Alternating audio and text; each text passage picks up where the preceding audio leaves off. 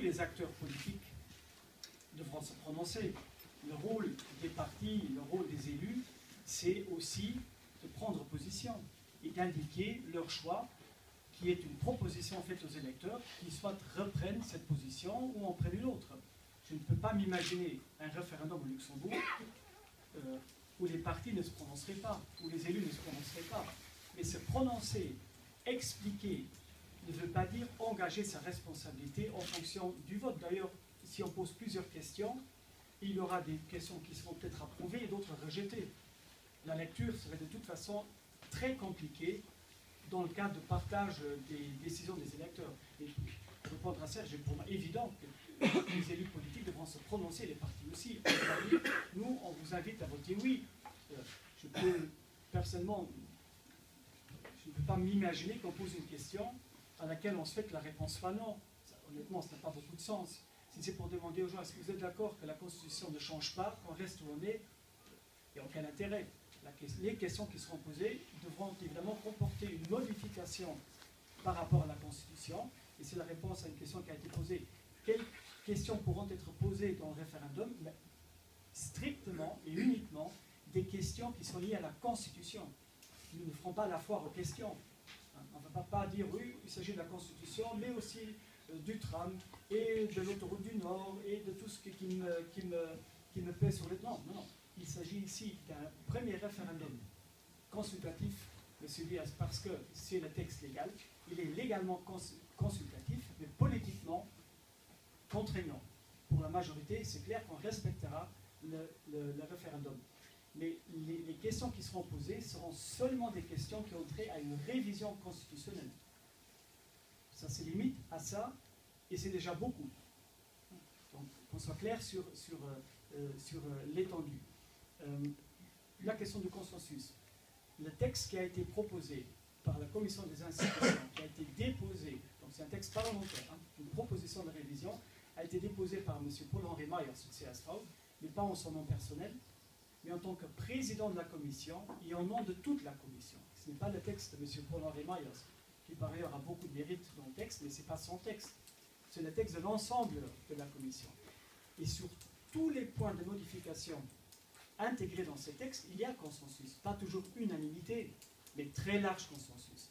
Et sur quelques questions, et c'est celle qu'on souhaite poser, on n'a pas réussi à obtenir un consensus entre les partis, et c'est pour ça qu'on les propose aux citoyens, pour qu'ils tranchent les différends entre les partis, qu'on puisse arrêter le débat et avancer. Donc le consensus, il existe aujourd'hui sur 97% des modifications, et sur quelques questions, il n'y a pas de consensus, et donc on doit pouvoir continuer. Alors, monsieur a posé la question, pourquoi est-ce que vous faites ces chemins compliqués? Pourquoi est-ce que vous n'assumez pas votre courage et vous faites une loi? Parce que ce n'est pas possible.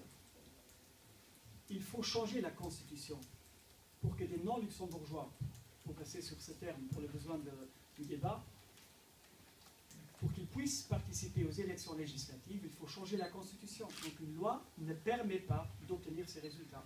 Aujourd'hui, la qualité de luxembourgeois est exigée dans la Constitution pour être électeur au niveau du Parlement, de la Chambre des députés, pas au niveau communal, où tous les résidents peuvent participer, même ceux qui ne sont pas membres d'un pays de l'Union européenne.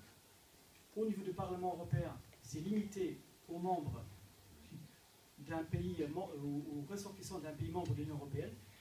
En ce qui concerne la Chambre des députés, la Constitution exige la nationalité luxembourgeoise. Donc, avant de pouvoir faire une loi, il faut d'abord changer la Constitution. Il faut au moins, il ne faut pas inscrire le droit de vote des étrangers dans la Constitution, mais il faut au moins d'abord enlever la barrière constitutionnelle qui exige d'être luxembourgeois, avant de pouvoir ensuite, par une loi, introduire cette possibilité. Donc il faut faire une modification constitutionnelle.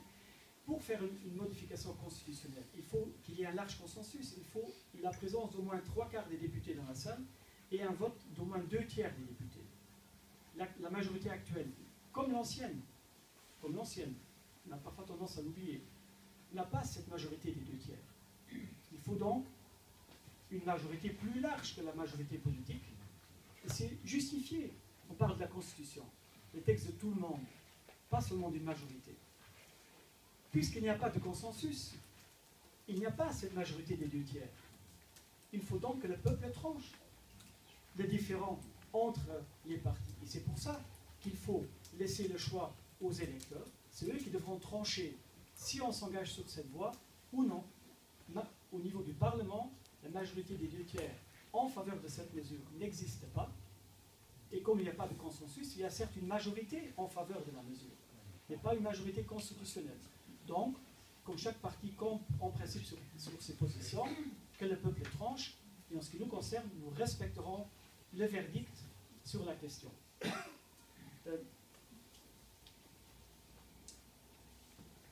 Alors, la question dans le débat, c'est de la question. Tous ceux qui sont exprimés là-dessus, c'est la question essentielle. La formulation de la question est essentielle. Et elle est essentielle parce qu'elle doit être neutre. Et ça, c'est pas facile. Comment est-ce qu'on formule une question qui n'est pas suggestive, qui n'induit pas en une direction? Il faut que la question respecte une certaine neutralité.